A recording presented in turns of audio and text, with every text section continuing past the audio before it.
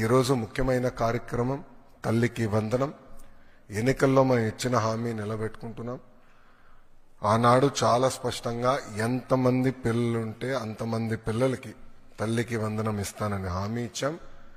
దాంట్లో భాగంగా జియో ఇచ్చాం. ఈ రోజు నుంచి డబ్బులు తల్లుల అకౌంట్లో కూడా పడతాయి.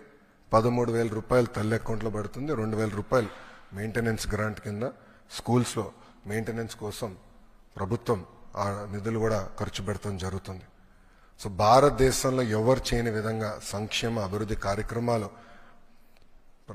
ప్రభుత్వం ఈరోజు చేస్తాం జరుగుతుంది. గౌరవ ముఖ్యమంత్రి చంద్రబాబు నాయుడు గారి నాయకత్వంలో సంక్షేమ అభివృద్ధి అనేది ఈ ప్రభుత్వానికి జోడెద్దుల బండి. మాకు చాలా క్లియర్ మ్యాండేట్ ఇచ్చారు. రెండు మీరు తీసుకెళ్ళాలి.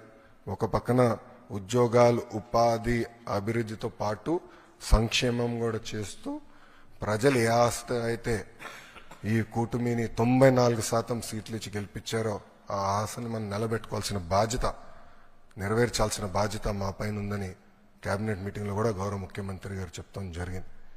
సో ఈ తల్లికి వందనం కింద దాదాపు 60% కుటుంబాలలో 2 కన్నా ఎక్కువ మంది పిల్లలు ఉండటం జరుగుతుంది.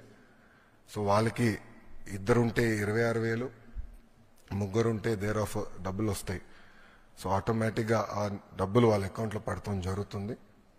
సో ఇచ్చిన హామీ బాబు సూపర్ 6లో ఒక హామీ కూడా, ఇది ఇంకొక మరో హామీ ఈరోజు కూటమి ప్రభుత్వం నిలబెట్టుకుంటాం జరుగుతుంది.